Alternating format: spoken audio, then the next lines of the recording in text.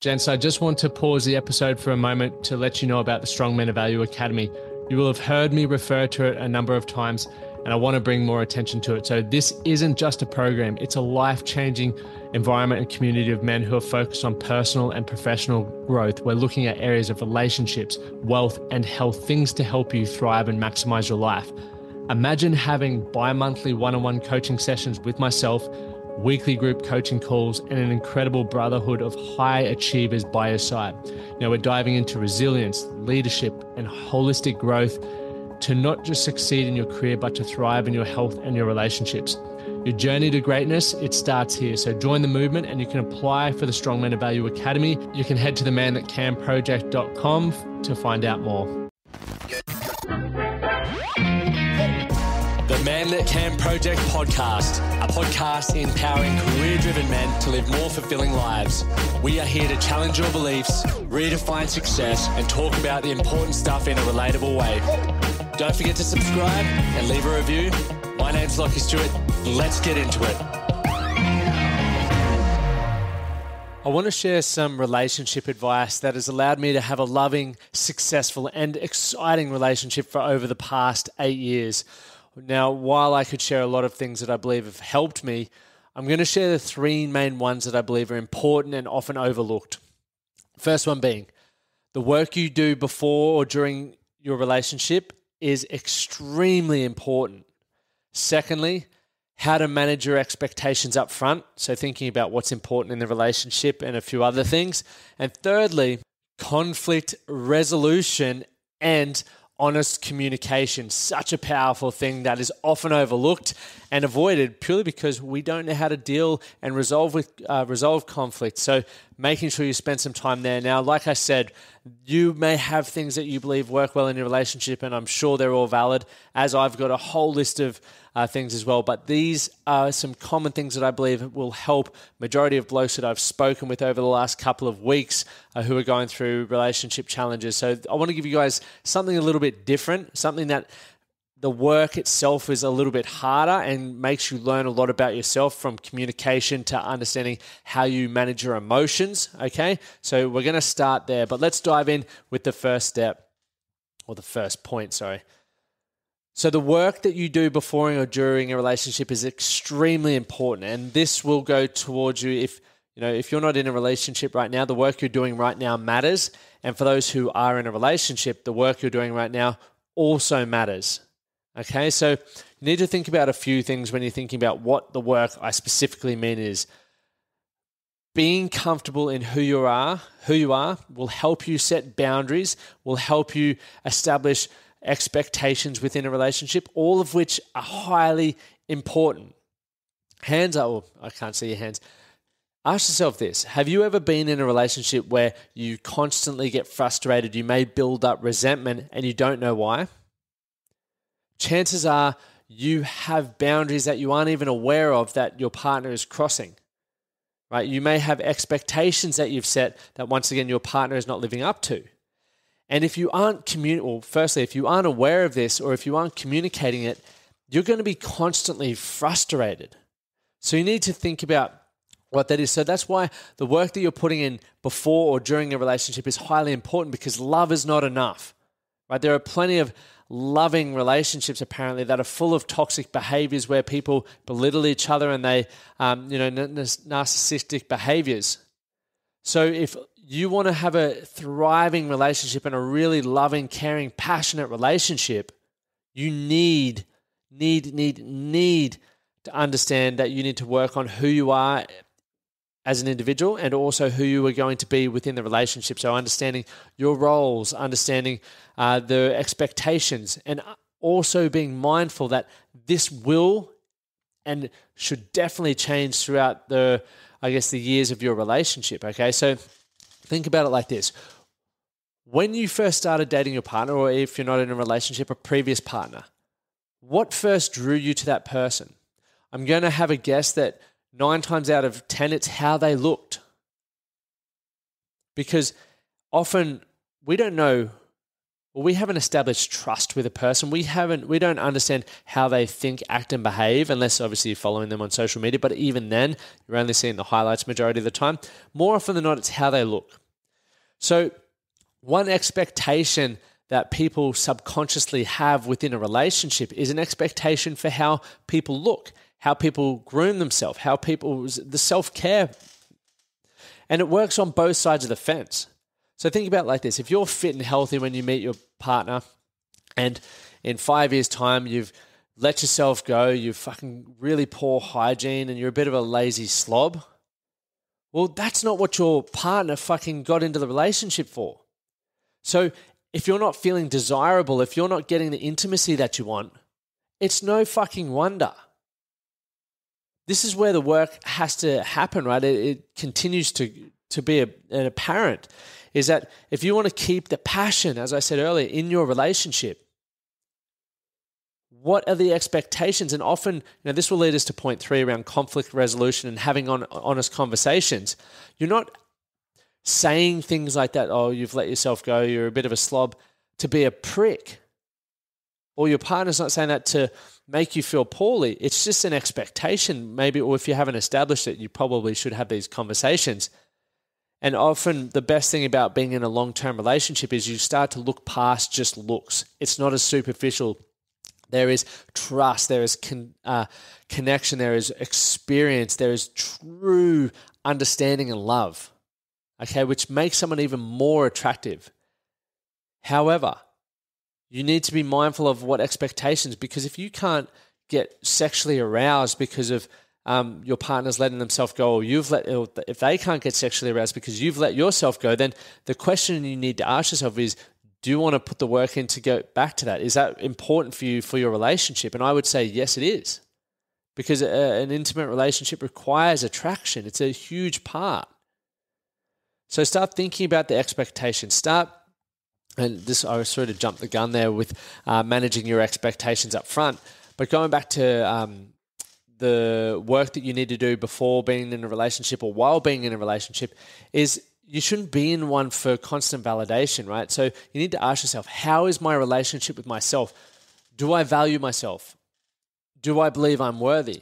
Do I love myself? Because if there's insecurity, which is common, if there is resentment build up, if there is anger, right, you will project that into your relationship, and often that can become a negative experience for the relationship. So if that's stuff that you're dealing with, you need to sort of start diving deep on that. You need to understand, why is it that I'm feeling jealous? And let me clear this, because I am doing a podcast on jealousy next week, but jealousy in small doses can be a good thing. There's healthy jealousy. It can remind you of why your partner is important to you, what you love about them, and what you're taking for granted. However, there can be toxic jealousy, right, which leads to all kinds of crazy stuff, which you'll hear about in next week's podcast.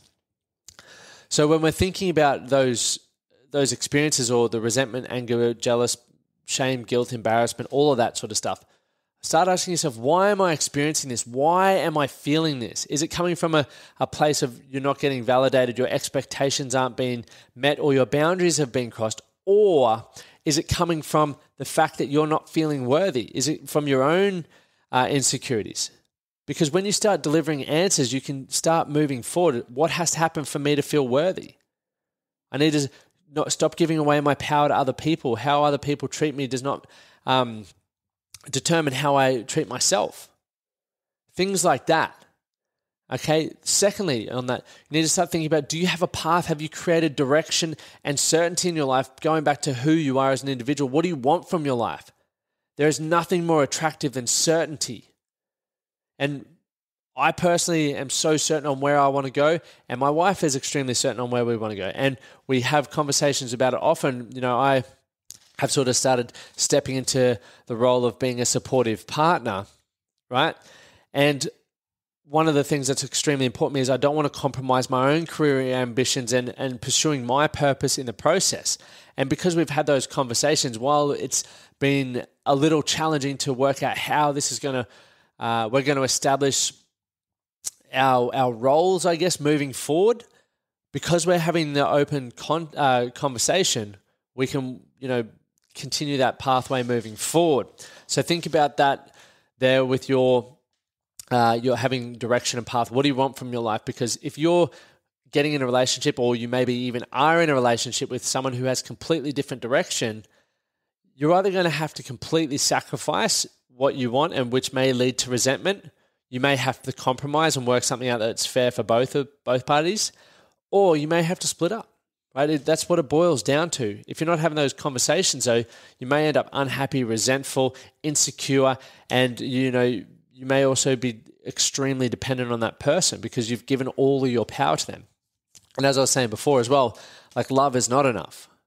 You need to put the work in. It never stops. It never, ever stops. So point one was that the work you do now and during a relationship is extremely fucking important. Number two, manage your expectations up front. So what is important in the relationship? Is stability important to you? Is honest communication important to you? Is adventure important to you? Is sex important to you? What is important to you? Is living a healthy lifestyle important to you? Now, some things that are important to Amy and myself is, obviously, I am extremely passionate about challenging myself physically, whereas Amy has different goals and aspirations with why she exercises. It's for her to stay healthy and to be able to perform and just feel good. So we've got different expectations around that. And I guess as I've gotten older and as our life has become, I guess, more entwined with our goals and buying a house together and doing all this sort of stuff, we've had to check in because I no longer, I guess, can spend as much time training throughout the day as I would love to. Okay, but because we've had the conversation, Amy's been able to pull me up on that and go, look, you can't just live in the gym because you're dropping the ball in this area, and this area, and that's important to me that gets done. It's important to our relationship that gets done. So I had to compromise on that, and that's something that I'm completely fine compromising on, because why do I need to exercise that much? I'd rather move our relationship forward. I'd rather let Amy know that she's valued and respected and things like that. So it's important to have those conversations and really manage those expectations, along with going from the example that I was saying before. Is I want to, I came into the relationship as someone who was very, I love to make Amy feel special. I love to make her feel valued and heard. So just because we've spent a lot of, 8+ years together, I don't want that to ever drop. So an expectation I have in myself is to make sure that I don't take those things for granted. And I guess that's where jealousy to a degree can come in and be beneficial, right? It makes me not take things for granted.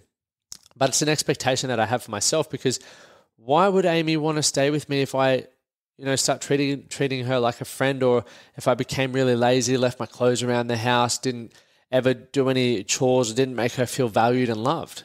It wouldn't be making her feel great. So that's just never going to lead to a healthy relationship. So make sure you, I guess, spend some time understanding what your roles are in the relationship right now. And as you continue to grow and evolve individually, both, I guess, personally and professionally, you continue to check in on that. What's going on in your life? How can I best help you? What do you need help with? Is there anything that you feel I can improve on to improve our relationship or our lives together? Like, there's so many questions that you can ask, and it's important to have those conversations together. And I guess as well, this will sort of tie into conflict resolution and honest communication in a moment as well.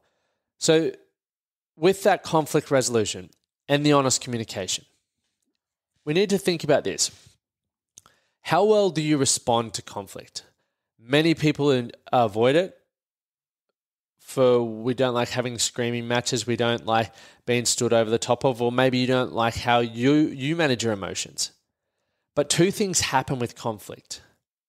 And I do believe it's necessary, but we need to be in the driver's seat of it. It either pushes you apart or you grow stronger.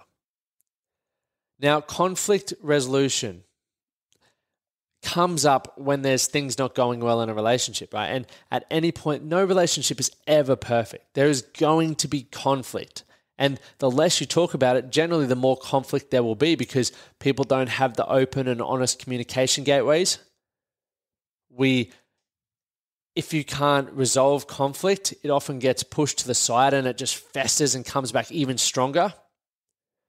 So things that you need to learn, things that have helped me is negotiation. And I know people go, oh, you're negotiating in a relationship? That's ridiculous. No, it's fucking important. You need to learn to negotiate because it helps you listen. It helps you understand a person's point of view. It also provides you with a skill set to be able to help your partner understand your point of view. Now, depending on where you're wanting to go, you can start to compromise. You can start to make each other feel valued, feel heard, which is extremely important in a healthy relationship. Do you have the ability to address the issues and sort them out? Because if you don't feel like you're in the relationship that does that, then this might be where individually you need to break away. I'm not saying break up, but break away and work on that. Can you tolerate feedback? Do you like being told, hey, you've been a bit clingy and jealous lately? The text messages are coming through thick and fast. You need to work on that. Or can you sit there and go, okay, I understand that. Why do I feel I am messaging too much? Why do I feel like I'm smothering my partner? Can you say, hey, to your partner, can you address it? Like, I've been feeling very jealous when you do X, Y, Z. I would love to talk about that. What are you doing to address these things? And obviously, you've got to take into account whether your partner responds and allows or facilitates a space for the conversation, or do they react? Do they feel attacked? And once again, my belief is this. I always give myself a timeline with tolerance. I'll tolerate this for 3 weeks or whatever. I'm giving you an example. And if it doesn't get solved within that timeline, you've got some decisions to make. Do we need to have a more abrupt conversation saying, look, I don't feel I can communicate to you. Please tell me how I can communicate more effectively in a way where you feel valued and heard, but I can also express to you what I need to get across to you to improve our quality of relationship. Do you feel you have the ability to do that? So that is an extremely important thing within our relationship that I believe has made it great because we do communicate honestly. And one of the things that attracted myself to Amy in the beginning was how well she communicated and how honestly she communicated. Whereas at the beginning, I used to beat around the bush because 1, I didn't like conflict. 2, I was really confused around who I was as an individual and what I wanted from my life. And I obviously had a lot of toxic traits that I wanted to improve upon. So then when I created standards around how I wanted to show up as a man, I decided this is what I believe will allow me to get the life that I want, but also be the man that I want to be and also be the partner that I want to be. And I've just maintained those standards over time. And that's really some core and fundamental things that you can be in control of today to help you improve your relationships, because there's so many things like date nights and all that. And that's perfect. That's beautiful. But I think we need to start with the introspective work where you go deep on yourself, because emotions drive a lot of our decisions. Many people out there cannot manage their emotions, cannot regulate their emotions, and they wonder why they're constantly in a state of depression or anxiety or insecurity or angst or frustration or resentment within the relationship. You got to work on that shit. You got to start asking yourself questions. You got to start answering those questions. So to conclude, relationships take work. They take a fucking lot of work. And the longer you're in a relationship, the easier it is to become complacent. The easier it is to go, I've heard it all before. I already know my partner. We've been together for 10 years. They're growing. You're growing. Treat every day like you're getting to know them for the first time. Yes, there'll be habits, there'll be patterns, but you need to keep your finger on the pulse. You need to show up. You need to make them feel valued and heard, and you need to make yourself feel valued, heard, and respected. Thank you for listening to this episode. If you got value from it, let me know. Share it on social medias with your followers and your friends, and send it to someone who needs a little bit of this in their life. Now, if you haven't taken the time to leave a review, I would really appreciate it if you do that on whatever platform you're watching this on or listening to. And I want to leave you with one thing. Do something today that will make you better for tomorrow. Thank you guys for tuning in. Thank you for listening to the Man That Can Project podcast. My name is Lachlan Stuart, and I hope you enjoyed this episode and found it helpful. If you did, please take a moment to rate and review the Man That Can Project on your favorite podcast platform. And don't forget to subscribe to stay up to date with our newest episodes. We'll see you again next time.